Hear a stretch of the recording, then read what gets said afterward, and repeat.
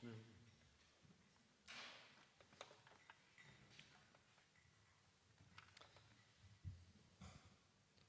Jai Radha Madhava Kunja Bihari.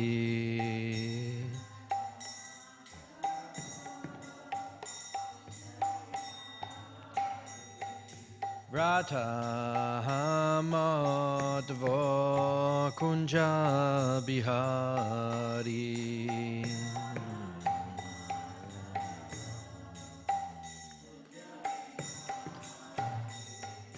Gopi Jana Ballabha Girivaradari.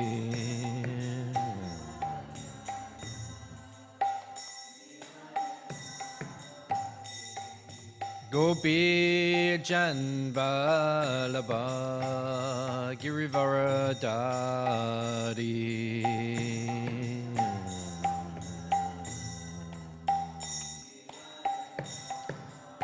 Yashodanandana Brajajanaranjana.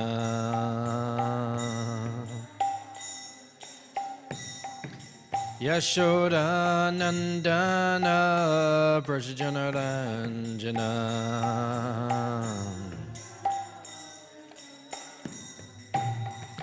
Jamuna Tira Vanachari.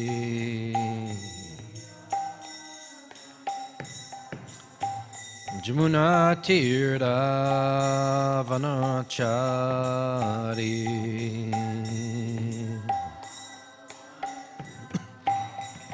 Jayo Radha Madhava Kunja Bihari.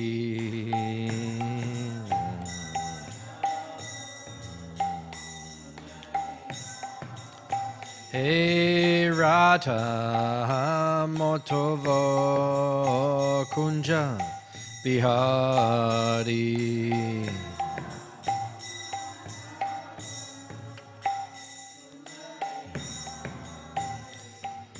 Gopi Janavalabha Girivaradari.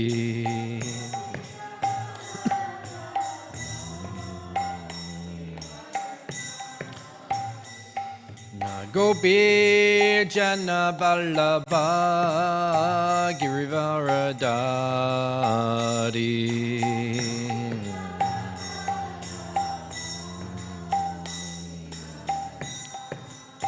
Yashodanandana Brajajanaranjana.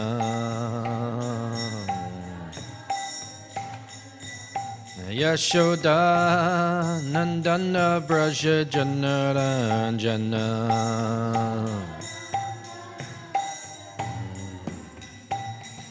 Jamuna Tira Vanachari.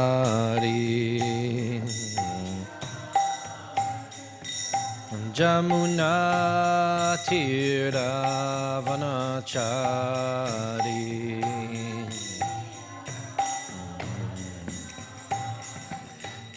Radha Madhava Kunja Bihari.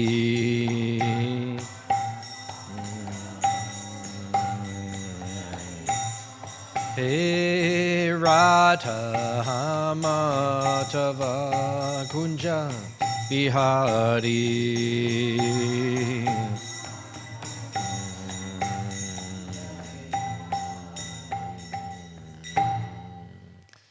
Jayam Vishnupad, Paramahamsa Paragraj Acharya, Ashtatara Satashi Śrīmad, His Divine Grace, A.C. Bhaktivedanta Swami, Srila Prabhupada ki, Ananta Koti Vaishnava Vrinda ki, Grantaraj, Śrīmad Bhāgavatam ki, Nitai Go Premanande. All glories to the Assembled Devotees, all glories to the Assembled Devotees, all glories to the Assembled Devotees, all glories to Sri Guru and Sri Gauranga.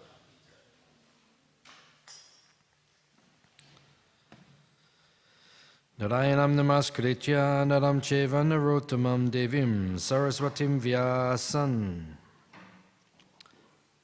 tato jayam mudirayat Om Namo Bhagavate Vasudevaya. Om Namo Bhagavate Vasudevaya. Om Namo Bhagavate Vasudevaya. Reading from Śrīmad Bhāgavatam, Canto 9, Chapter 4, chapter entitled Ambarish Maharaj, offended by Devasa Muni, text number 27.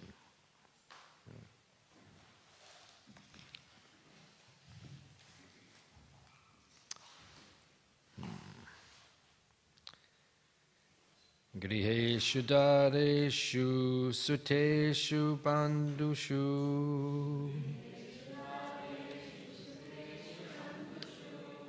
Dvipotamas nandanavajivatushu Akshaya ratna baranam baradishu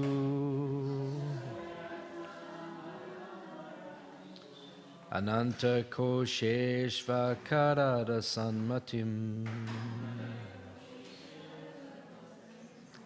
Griheshu dareshu suteshu bandushu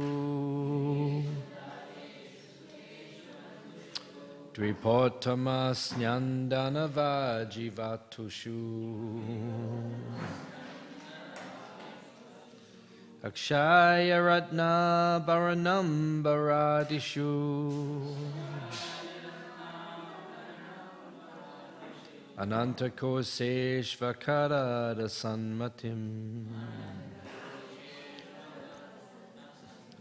Griheshu dareshu suteshu bandushu Dvipotamas nyandanavajivatushu Akshaya ratna baranam baradishu Ananta koseshva karoda sanmatim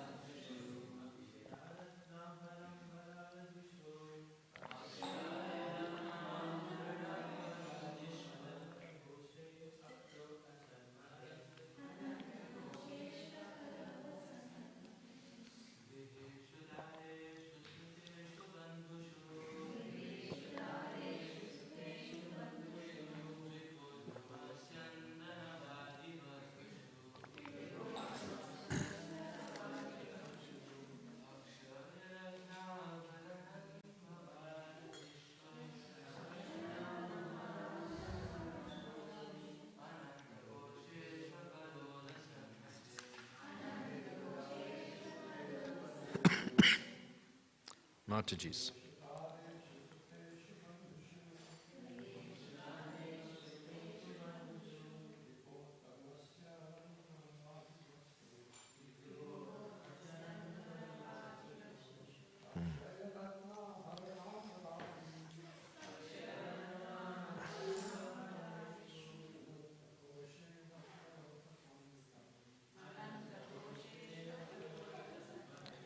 Mataji's.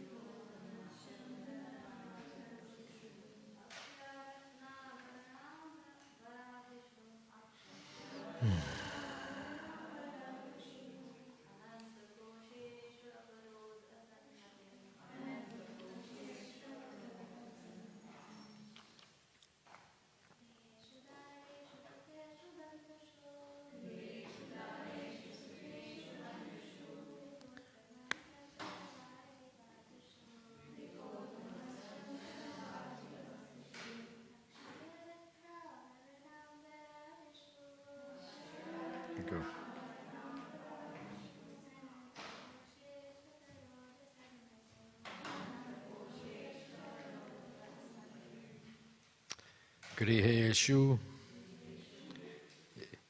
in the homes. Dareshu, in wives. Suteshu, in children. Bandhushu, in relatives and friends. Dvipa Uttama, in the best of powerful elephants. Syandana, in nice chariots. Vaji, in first-class horses. Vastushu, in all such things. Akshaya, whose value never decreases. Ratna, in jewels.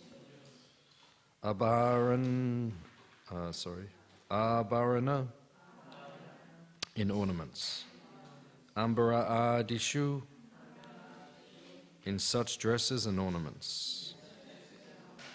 Ananta kosheshu, in an inexhaustible treasury.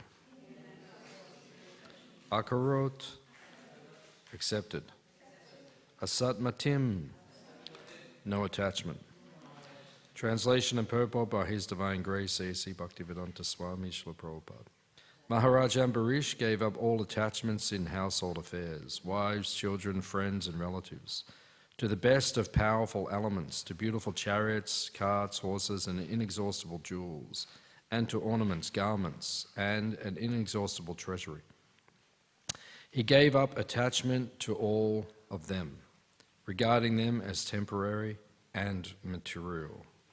Translation responsibly. Maharaj Ambarish gave up all attachments to household affairs, wives, children, friends, and relatives,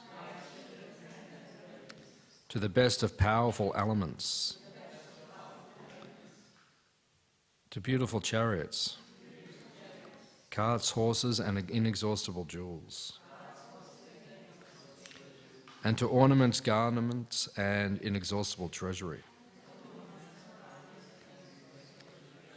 He gave up attachment to all of them, regarding them as temporary and material. Okay. Purport.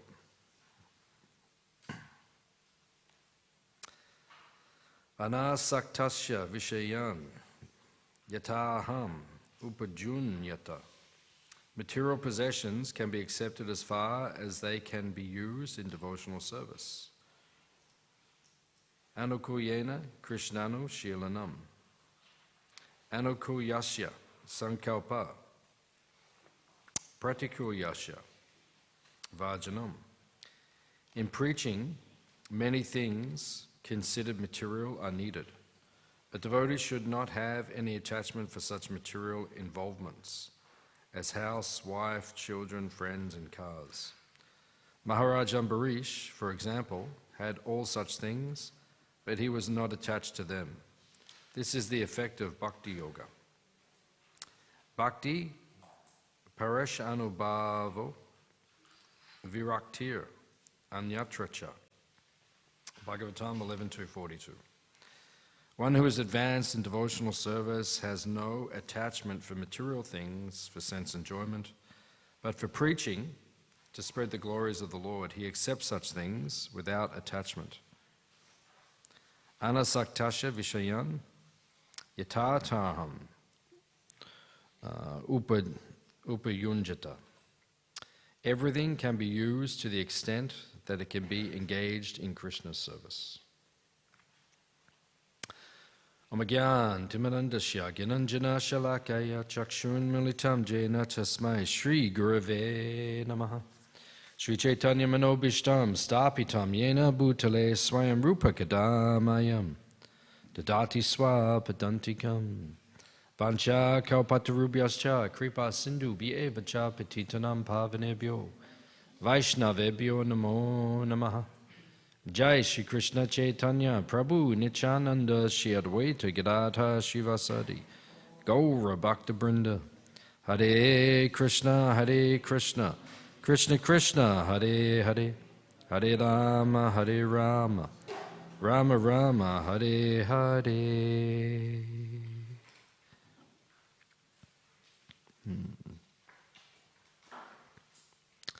So here we're hearing about the famous pastime of Maharaj Ambarish. So Ambarish Maharaj, he was in a difficult situation because he was being chased by the... Does anyone remember the pastime?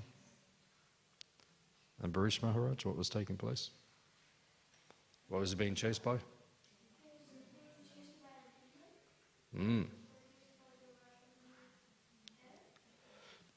Yeah, he was in a very difficult situation. Because Durvasa Muni, you know Durvasa Muni? Durvasa Muni, he is partially invested with the Shakti of Lord Shiva. And Lord Shiva, one of his names is Asutosh.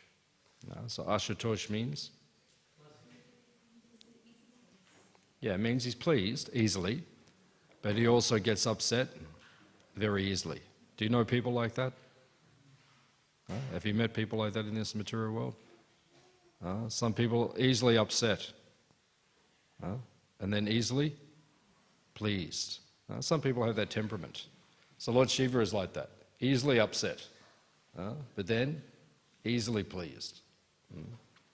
So Durvasa, he has some of this energy of Lord Shiva. So he is also like that. Right? Easily upset, easily pleased. So Ambarish Maharaj was in a difficult situation because Durvasa had become upset. So then this is the kind of pastime. Sometimes devotees find themselves in these difficult situations in this material world where we find ourselves having to take shelter of the Lord. So here it is said that Ambarish Maharaj, he was such a great devotee. He was willing to give everything to Krishna, which should be the mood of every devotee. We have to be willing to give everything to Krishna. Why do you have to give everything to Krishna? Because if you don't, he will take everything anyway. So it's up to you. You can either do it the easy way or the hard way. That's up to you. You can either surrender everything to Krishna, right? Or Krishna will just take everything. So these are the options. The options are either you give it voluntarily to Krishna, or Krishna will just take it. Just like it says in Bhagavatam, Canto 2, your head is only there on your body to bow down before the Lord. So voluntarily you come before the Lord, you bow down, you offer dandavat, you offer obeisances. Or, Bhagavatam says, at the time of death, you will offer dandavats anyway. No? When you die, you go, that's it. So then now you're surrendered to Krishna. Krishna has taken everything. So either you do it voluntarily during your life, conscientiously, or Krishna will just take everything. So that they are the choices. So Ambarish Maharaj, he is one of the great personalities, a Mahajana. These personalities are there within the Bhagavatam, Nityam Bhagavata Sevaya. Prabhupada says you have to associate with the book Bhagavatam and the people Bhagavatam. So you find the people in this material world, the devotees, who are following the principles of Bhagavatam, and you associate with them. And then you will become like them.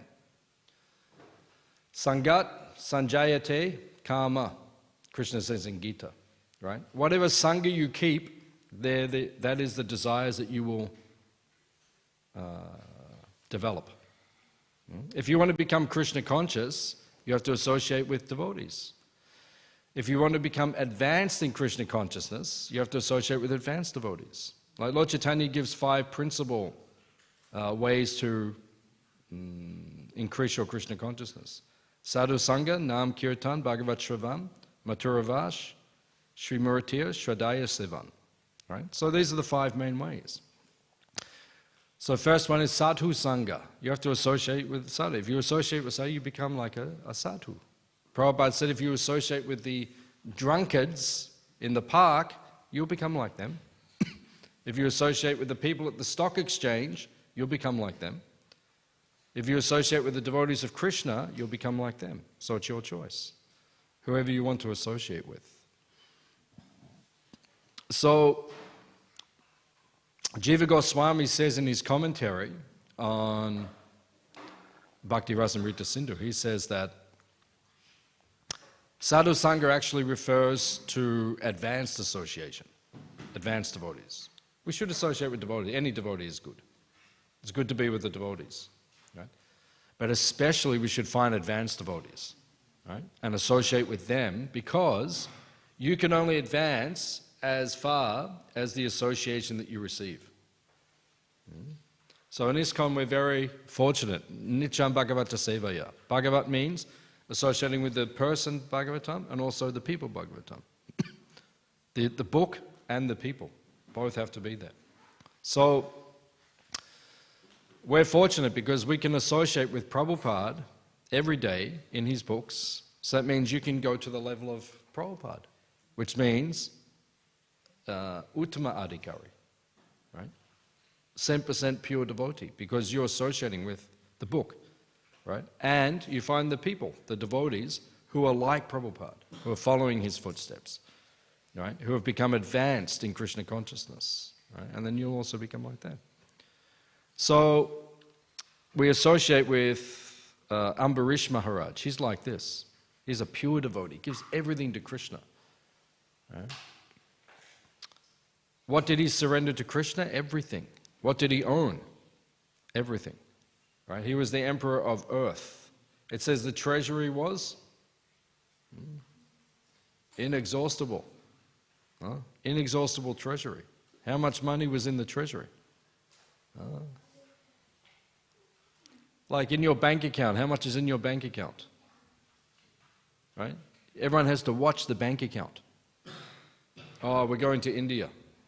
I have 3 kids. That's 5 tickets, right? So it's like $6,000 minimum just to get to India, right? And back. You know, it's like, you know, then you have to look at everything. Imagine if it was inexhaustible. Like Ambarish Maharaj. He could go anywhere he wants, right? Inexhaustible wealth. But he didn't have any attachment to it. Just like our great devotee, Jamuna Leela Mataji, she passed away very recently, right? Close friend of all of us in our community. So the day she is leaving, Radhanath Swami speaks to her, right? And what does Radhanath Swami say to her? Her Guru Maharaj. Give up your attachments. Give up your attachments now. Right? You only have a few moments left. Give them up. Let go of the attachment to family, right? To friends, to things in this world, right? Give up these things. Because if you don't give them up voluntarily, they'll be taken away, right? So Ambarish Maharaj had come to this point.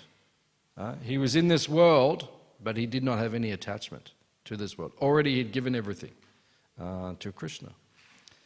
So you don't even have to give up these things. Just like if you look at the 12 Mahajans, like 7 are grihastas. You look at the Panchatattva, all 5 were grihastas at some point, right? So you don't have to give up everything. Like for me, it's easier for me to practice devotional service in the grihasta ashram. For another devotee, it's easier to practice in the brahmacharya ashram. For another devotee to be vanaprastha. For another devotee to be sannyasi. So it just depends on your nature, that's all. But whichever ashram you're in, that is not the most important thing. The most important thing, are you giving everything you have to Krishna? If you're grihasta, like Bhaktivedanta Thakur is the grihasta acharya. How many children, Bhaktivedanta Thakur?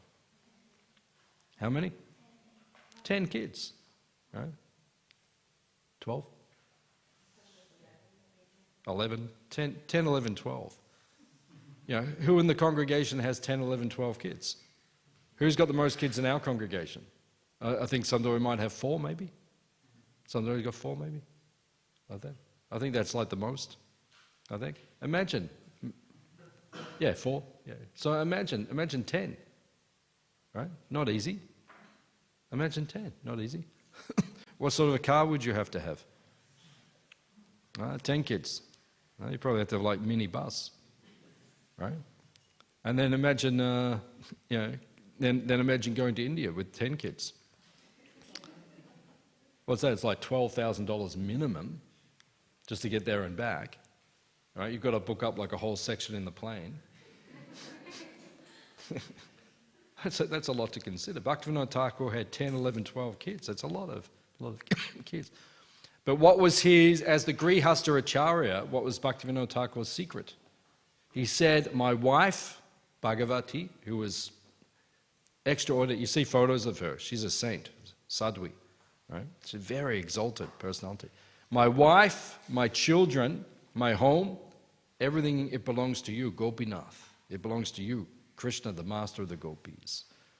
That's how I do it. So if you think like that, if that's your abhiman, your consciousness, right?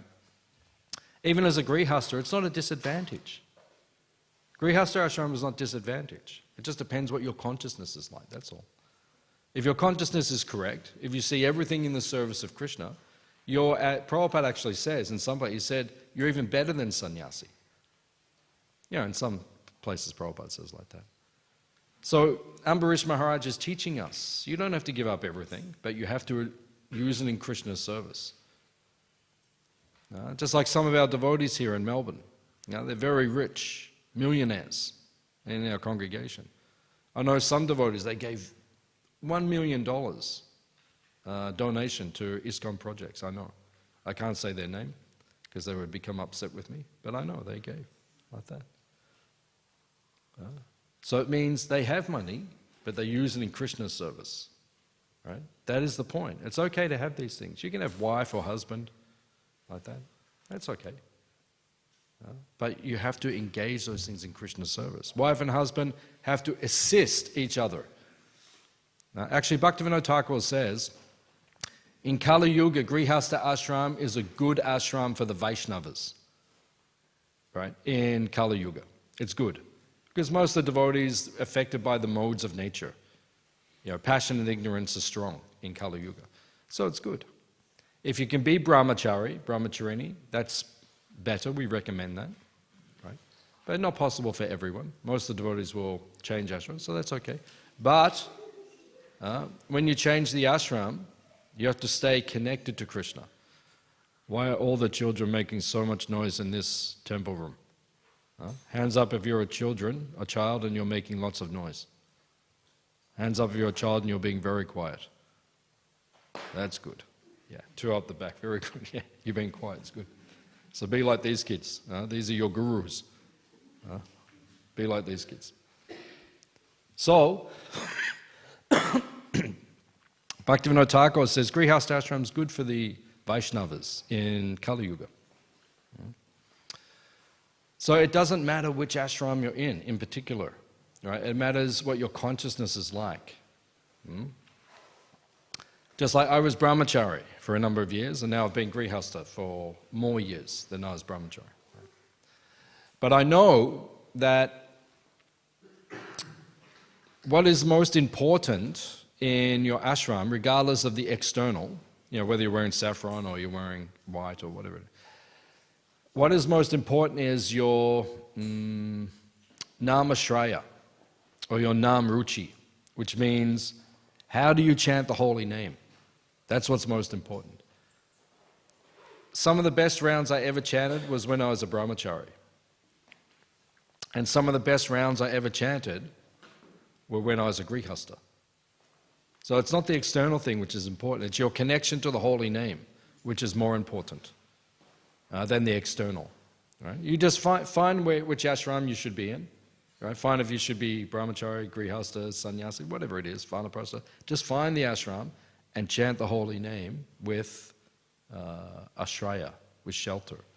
Take shelter of the holy name. Nama ruchi means Hare Nam Anu Kirtanam. Bhagavatam says, 2nd canto. The process of purification in Kali Yuga is Hare Nam Anu Kirtanam. Right? You have to take shelter of the holy name. That's how you really advance in Krishna consciousness. Sachinandan Swami, he told us this one time also. He said, all of us want to advance in Krishna consciousness. That's why we joined ISKCON. You want to advance. You want to become closer to Krishna, more Krishna conscious. So, Sachinandan Swami, he told us one time, he said, sometimes you think the most important way to advance is to do the most difficult preaching engagements.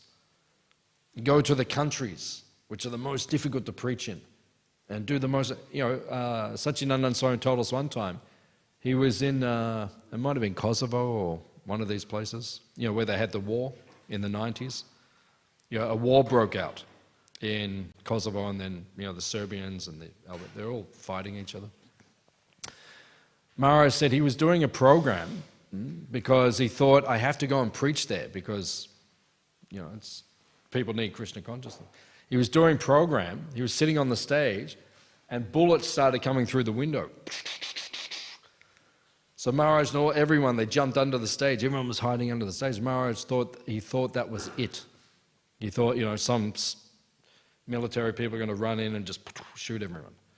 But they never did. The bullets went through the window and then they hit and then, And Maharaj said he used to think that was the best way to get Krishna's mercy, was to preach in the most difficult places and do those things. But he said after many, many years of being a devotee, he said the most important way to get Krishna's mercy is the quality of your chanting, right? Above and beyond everything. It's how you chant the holy names of Krishna. You have to cultivate that. Prabhupada said, actually, it takes 40 years to perfect your chanting.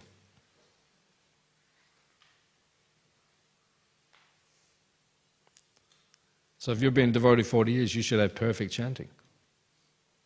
And devotees who've been doing 40 years, they still say they haven't perfected it. Not easy, actually. So that is it's the cultivation, quality of the chanting. And Sachinandan Swami, he told us that at the end of your life, in your final moment, your final breath, if you can just say to Krishna, Krishna, I am yours, he said, you will go back to Krishna. That means you have to practice your whole life to be in that consciousness, because you'll be tested at the time of death. Your mind will go somewhere.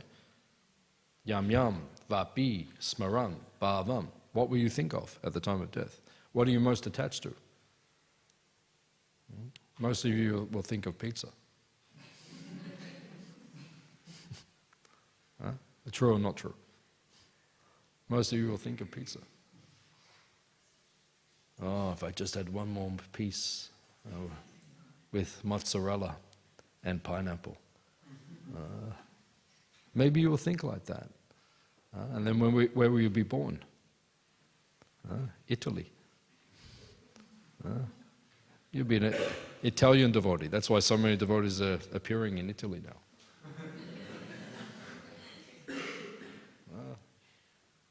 Because all the brahmacharis in ISKCON are attached to pizza, now they're all taking birth in Italy. So many devotees are coming. Now we're seeing so many devotees. Italian yacha is growing like anything. So the point is, what will you think of at the time of death? You have to say, Krishna, I am yours. And then at that moment, if you are thinking like that, Krishna, he will take you closer to him. That is the goal of the Krishna consciousness movement. So Ambarish Maharaj is showing us perfect example, because he had so much, right? And he was giving it all like that. You feel like that after time. You should be feeling like that. Actually, my Guru Maharaj in early 90s, I was with him, and he married. He did yajna for some of his disciples. He married them. And then during the ceremony, he was talking, and he said, actually, the purpose of the grihasta ashram is to become detached. That's the purpose. you should be thinking, by the time you're 50, you should be feeling detached. You should be feeling like, I want to simplify things now. Right? You don't want to keep going, getting more and more material things and more involved in grihasta. You should be feeling detachment coming. That should be coming. Not that you're becoming more attached over time. But you should be having that natural feeling of vairagya. Vairagya vijja nija bhakti yogena. Lord Chaitanya came to teach us to become detached. That feeling should come as a grihasta. Right? As time goes by, you should feeling, I want to get less and less. You look at the Shastra, if you look at Bhagavatam, Priyavrata, he was great king. He went off to the forest.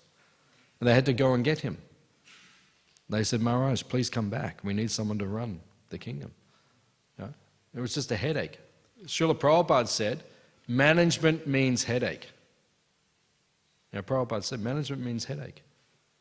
And he said, my books are my ecstasies, my purports. When Prabhupada was writing his purports, he felt ecstatic. When he was managing, he said it's a headache. Prabhupada actually said in the mid-70s, he said, I want to just give the management to my senior disciples and I will just go and just write. Prabhupada actually said that, but it never happened because Prabhupada never felt that he could fully hand it over. So he had to stay involved to some extent. Another example is Mahabharata, Pandu Maharaj. Pandu took over the earth. Right? He conquered Bharat, conquered the earth. Then he gave the kingdom to the Brahmanas to look after, and he said, I'll go to the forest. He said, just call me if you need me. He went out to the forest, right? Conquered everything. Said to the Brahmanas, run everything, run it nicely. I'll just be over there in the forest. If you need me, come and get me. I'll come back and I'll... but this is what a devotee feels like. After you get to around about 50 or... you should be feeling detachment. You want to lessen your material involvement in the material energy. Because this world is becoming much more crazy. Is that true or not?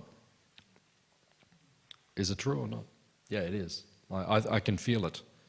I can feel it in the... Someone was telling me on Sunday actually at the farm, they said, we can feel it. I can feel it. All you kids just cover your ears. You don't need to hear this stuff. But the rest of us, the adults, we have to deal with it. The world's becoming more and more turbulent. So it's unfortunate. But when the world becomes like that, for the Hare Krishna movement, it's good for our business. Because Prabhupada said the family business is preaching. And when the world becomes turbulent, more people come to us. Right? We saw what happened after COVID. Right? More people came to our temples. Right? It got busier, right? And now it's going to get more unstable. Our movement will get busier. So we have to be ready to give shelter, right? Because when you're a senior devotee, right, and we are the senior devotees because we're already devotees, so anyone who comes now, they're going to be junior to us, we have to give them shelter. That's our seva. We have to give shelter to all the conditioned souls, because many will come. There's one statement where Prabhupada says, millions of people will come to our farms. Prabhupada said that. He said, millions of people will come. Because the world will fall apart. And then Prabhupada said, two things you need in life, two necessities in life. What are the two necessities in your life? Food and shelter. Right? So for devotees that means pizza and... they could probably live in a hut. They'd be okay in a hut. If they had pizza, they'd probably be okay. It means you need some food, some shelter. Right? So that is the necessity of life. And when the world becomes more problematic, people will just go back to the necessity. Prabhupada said millions of people will come to the farms. So we have to be ready to give shelter to all the living entities, because more and more are going to come to us. In the future. And we have to become, Prabhupada said, purity is the force. Purity as the force means we have to develop nam ruchi, we have to have Namashraya, where we're actually taking, Bhaktivedanta Thakur taught us, Namashraya, take shelter of the holy name. It's a deep thing, to take shelter of the holy name. The holy name is your life. It is the essence of Krishna consciousness. And Sanatana Goswami says the Bhagavatam is his best friend. My best friend is Bhagavatam. Shravanam, Kirtanam, Vishnu, Smaranam. You remember Krishna, which is the goal, by taking shelter of Bhagavatam, which means Prabhupada's books. Like at the moment I'm teaching the Chaitanya Charitamrita. That was the favorite book of Bhaktisiddhanta Saraswati Thakur. Favorite book out of all of the Gaudiya literatures, the favorite book. Bhaktivedanta Thakur had to find it. When Bhaktivedanta Thakur was absorbing himself in Krishna, he couldn't find a copy. It took him a few years to get a copy. Right? Srila Prabhupada, when he crossed on the Jaladuta, he was reading Chaitanya Charitamrita. It is the essence of the essence. It's actually the essence of the Bhagavatam, is Chaitanya Charitamrita. Right? So Prabhupada has given us enough books to read. Hands up if you've read the whole Bhagavatam. Hands up. Whole Bhagavatam, you read the whole Bhagavatam. Not everyone. Right? So we've got enough to read. Most of the devotees haven't even read the whole thing. Right? So there's enough to read. So read that. And then you've got to read Chaitanya Charitamrita. How many verses in Bhagavatam?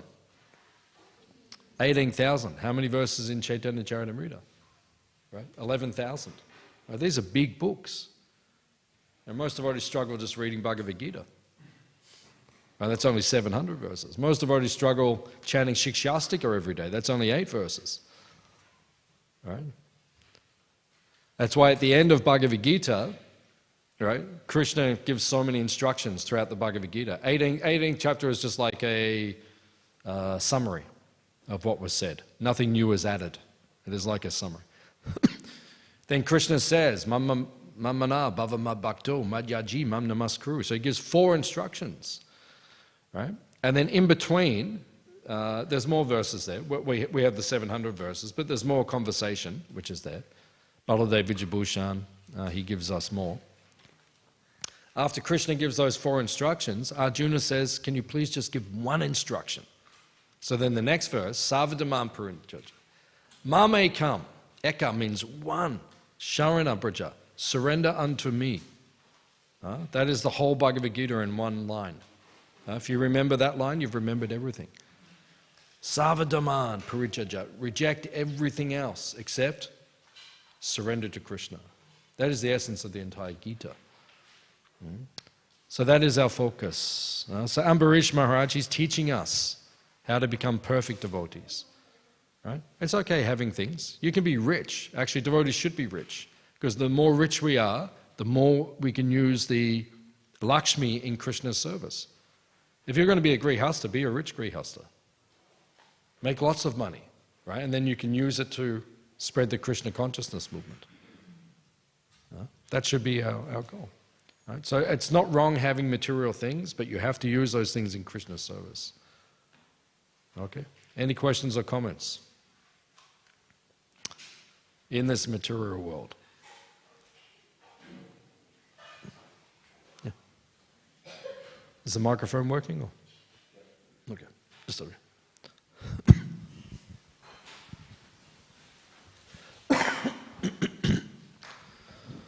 Om Shanti Shanti Shanti Om. Hare Krishna.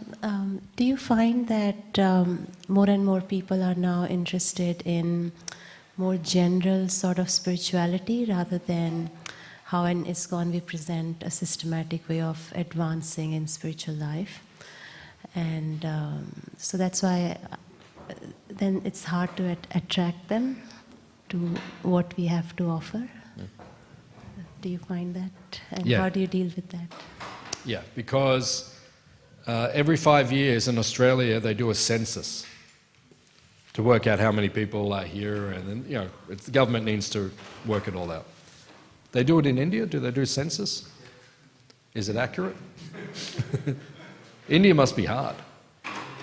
Yeah, it must be hard because so many villages and people like that. So, I mean, but the government needs to do that. So in Australia, they do every 5 years. So on the last one, a few years back, because one thing you write in the census is what is your religion? So people identifying with a particular religion is going down. Right? There's less people saying they are religious. But spirituality is going up. So people are more interested than ever in spiritual things, but not in an organized religion. So it means that more people are coming, but we just have to, Prabhupada says, rack our brains and new ways to get them to come. Just like not this weekend, but the weekend after, at the farm we're doing vegetarian cooking and yoga retreat. So we tell all the people, come, we'll teach you how to cook vegetarian nice food. Nitai Premananda Prabhu comes, he teaches them. And we teach you yoga. But then all through the whole retreat, we do kirtan. At the end of the yoga class, we say, oh, would you like to chant with us? They say, yeah, that sounds good. So now, kirtan, they're all going, Hare Krishna, Hare Krishna. And then we cook the vegetarian food, the bhog, but then we say, but now we're going to offer it to Krishna. Would you like to learn? And they say, yeah, show us how to do that. So then we show them how to offer the food. So it means people are more interested, but maybe we just have to, the way we package, like the outer coating. It's like when Prabhupada came to America, he had one like pamphlet, one brochure, and it said, bringing India's message of peace and goodwill. That's the way Prabhupada wrote. Prabhupada didn't say, bringing the holy name of the Supreme Personality of Godhead, Sri Krishna, to all the asuras within. Prabhupada didn't say like that. Right? He said, India's message of peace and goodwill. So, it means how we package, what's on the inside is the same, but what's on the outside, we have to think of unique ways to do it. So people are more interested now than ever, but we have to be intelligent how they do it. Just like my Guru Maharaj in the 1990s in Hong Kong, they would, one of the brahmacharis, some of the brahmacharis and others, they would teach yoga classes because they're in Hong Kong.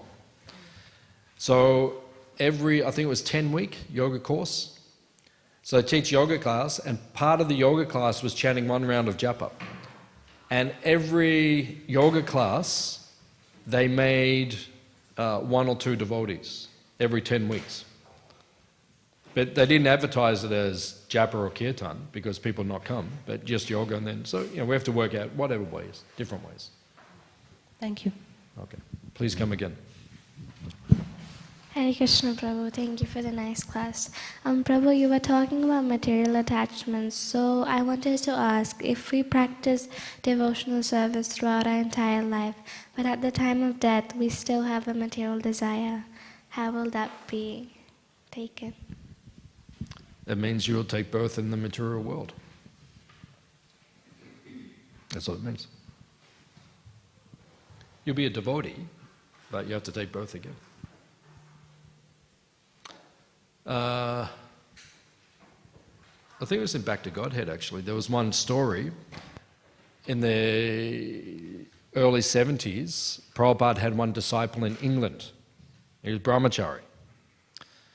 But he became attached to one of the Matajis who was coming for Sunday feast, who had Indian body. There's an actual story. I think it was in Back to Godhead? Yeah, it was in Back to Godhead. You can look it up. It was in Back to Godhead. So he was Prabhupada's disciple, but he was attached to this Indian Mataji who was coming. And then he died in a car accident in the early 70s. And then took birth as an Indian Mataji in England, who grew up and became a devotee, goes to the temple, looks very similar to the one that he was attached to, he was thinking of at the time of death, and then he's become like that, and now he comes to the temple, and he had memories and everything, and talked about this car crash, and then they proved, it was all, so that devotee is there. like that. So if you think of material things, you'll be devotee, but you take birth again. So you have to give up your material attachments, because then you can go to Krishna. So both are good. It's good to, you're still a devotee, it's good, but going to Krishna might be nice as well. We have to go back to Krishna one day. We can't just stay here forever and ever and ever and ever. Is that okay? Okay. Any other questions? Yeah. Hare Krishna. You were mentioning how the devotee who was preaching in all these dangerous places, he had the realization that actually the best purifying process was chanting. And we see in these great, Mahajans like Bhaktivedanta Maharaj, he chanted 1 billion names of the Lord. And, Satyananda Maharaj, he was chanting a lot as well. And we know that because we're the Goshyandi kind of movement, we're a preaching movement, but it seems like a lot of these great devotees who dedicate a lot of portion of their time in just kind of becoming more, situated in the holy name at the start, and then when they came out to preach, it was very, very, it had a lot of fire, it had a lot of, it was very potent. How come that's not necessarily a recommended process for most of us now, because generally when you come to the Hare Krishna movement, you're just kind of, encouraged to just go out and preach, go out and do service, rather than just maybe become a bit more connected with the holy name first? Probably first, for most devotees, they probably wouldn't have the capacity to, chant like 64 rounds a day or something in the beginning. It's probably something like Satyananda Swami's example you quoted. He did that later on. He'd been a devotee for a period of time. Then he started to chant more and do like that. So for most devotees, I don't think it would work. If we had them just chanting 64 rounds regularly in the beginning, I think it'd be too much. So, but if the desire is coming over time, then you can take periods of time. Like sometimes you can go to India for a month, and then you can just do extra chanting and you can absorb yourself. So, periodically you can take breaks, and during those breaks you can just do extra chanting and absorb yourself. So that will come. But there's so much preaching to do, we have to do the preaching. And then, we take our breaks occasionally and then we absorb ourselves. I remember years ago, maybe early 90s, the night or the day before the marathon started on Monday. So on Sunday I think I chanted 64 rounds. I just wanted to get myself so fired up. So I just sat here in the temple and chanted. I can't remember if it was 32 or 64, I can't remember. But just chanted. And then the next day just ready to go. I know one sannyasi who stays in Vrindavan a lot. He chants 64 rounds a day, a lot. And then one time, he was going back to America to preach. He'd been chanting 64 rounds for a long time. He said, I feel like a volcano. Now I go back to America. It's because you've been building up so much, absorption like that. And then you can go and just give your realizations to others. So you have to do both. Any other questions?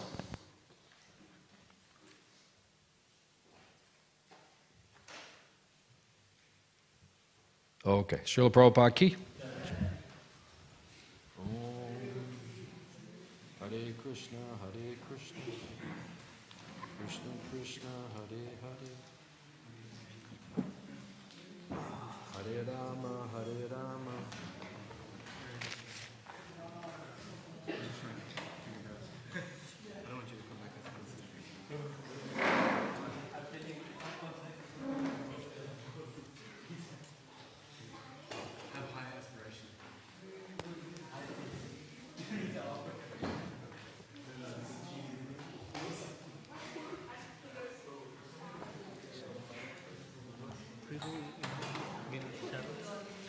Tonight, send me a message, because I have to check. Yeah, I have to see what my schedule is for tonight.